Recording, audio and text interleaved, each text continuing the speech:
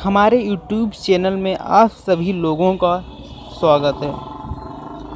आज हम इस वीडियो में साइंस से संबंधित यानी विज्ञान से संबंधित कुछ बहुत अच्छे क्वेश्चनों के बारे में बात करूंगा, जो हमारे जीवन में बहुत ही महत्वपूर्ण और उपयोगी हैं। बहुत सी साधारण और अच्छे क्वेश्चन हैं, इनको आप पढ़िए, याद करिए। बहुत ही ये क्वेश्चन आपके जीवन में काम आएंगे। चलिए शुरू करते हैं। अगर हमारा ये वीडियो आपको पसंद आता है तो हमारे YouTube चैनल को, जो अभिषेक मौर्य के नाम से बना हुआ है, इसको कृपा करके सब्सक्राइब कर लें और साथ में शेयर, लाइक और कमेंट करके बताएं कि आपको अगले वीडियो में किस चीज़ का वीडियो चाहिए। उस टॉपिक पर हम वीडियो बनाने का अवश्य ही प्रयास करूँगा। चलिए शुरू करते हैं।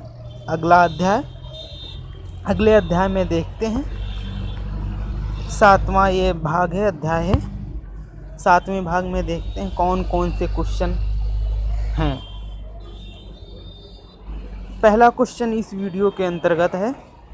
पहला क्वेश्चन, बर्फ़ के टुकड़ों को जब आपस में जोर से अगर दबाएं तो उसका जो दाब अधिक हो जाता है और बर्फ़ का गलना घट जाता है, इसलिए बर्फ़ के टुकड़े जो हैं आपस में चिपक जाते हैं। इसमें पूछा गया है बर्फ़ के टुकड़े आपस में क्यों चिपक जाते हैं।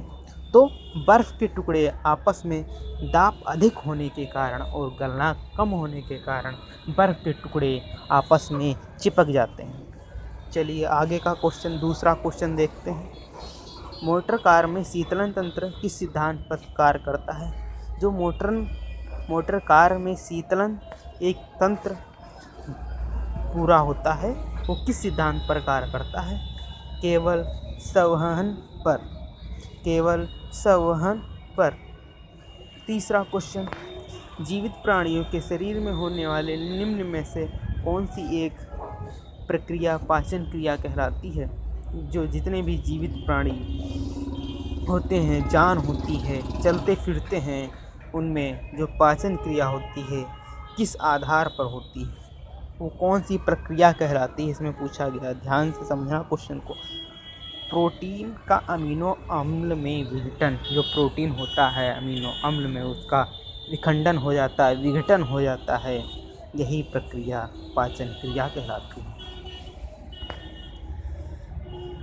एक टेलीविज़न में जो हम रेडियो अपने घर पर FM रेडियो स्पीकर के द्वारा सुनते हैं, लाउड स्पीकर के द्वारा सुनते हैं, उसी की इसमें बात की गई है। एक टेलीविज़न में दूरस्थ नियंत्रण के लिए किस प्रकार के विद्युत चुम्बकीय विकिरण का प्रयोग किया जाता है।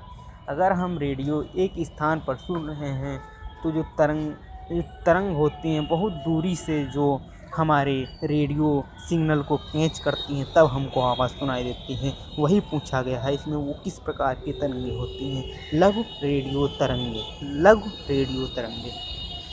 अगला क्वेश्चन यानी 5वां क्वेश्चन इस वीडियो के अंतर्गत, मीथेन जो हमारी गैस है किस वायुमंडल पर स्थित है। किस ग्रह पर स्थित है। जो मीथेन गैस है वो बृहस्पति ग्रह है, उस पर स्थित है भारी मात्रा में। से मीथेन तो कूड़े कचरे से भी प्राप्त की जा सकती है। इतने गंदी नाला नाली होते हैं, उससे मीथेन भी की जो बदबू आती है वो मीथेन ही, उसमें मीथेन की मिलावट होती है, मीथेन का मिश्रण होता है। अगला क्वेश्चन, प्रोटीन के पाचन में सहायक एंजाइम है। जो प्रोटीन के पाचन क्रिया में जो हमारे शरीर के अंदर जो प्रोटीन की पचाने का कार्य होता है, उसमें सहायक एंजाइम होते हैं। कौन से हैं, कौन सा एंजाइम है। तो इसमें हुआ ट्रिप्सिन। Trypsin enzyme. एंजाइम कई प्रकार के होते हैं, इसमें एक एंजाइम है ट्रिप्सिन। ट्रिप्सिन हमारे प्रोटीन को पचाने में सहायता करता है। जितने भी हम प्रोटीन, सब्जी, फल वगैरह जितने भी प्रोटीन लेते हैं उसको पचाने में सहायता करता है। अगला क्वेश्चन, 7वां क्वेश्चन, उन देशों में जहाँ के लोग मुख्य खाद्यान्न पॉलिश किया हुआ चावल है, लोग पीड़ित होते हैं।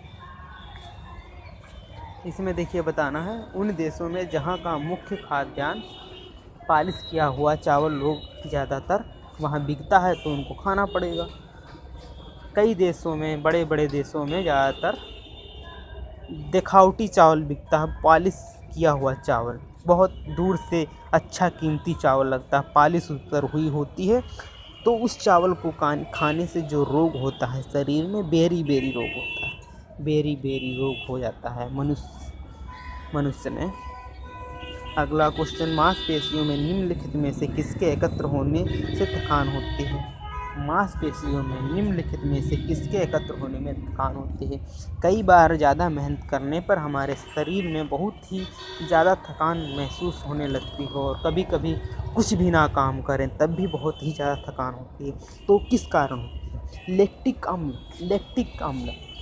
लैक्टिक अम्ल है जो शरीर में, लैक्टिक अम्ल की जब शरीर में मात्रा बढ़ जाती है तब शरीर में बहुत ही ज़्यादा थकान महसूस होने लगती है। अगला क्वेश्चन, प्रकाश वर्ष क्या है? प्रकाश वर्ष देखो बहुत ही इम्पॉर्टेंट है, इसको समझना। एक वर्ष में प्रकाश द्वारा तय की गई दूरी, एक वर्ष में प्रकाश द्वारा तय की गई दूरी प्रकाश वर्ष कहलाता है। एक वर्ष में जो हमारा प्रकाश सूर्य से पृथ्वी तक आता है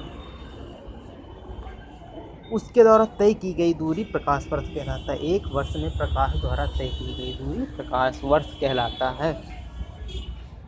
अगला क्वेश्चन, लास्ट क्वेश्चन है ये इस वीडियो में।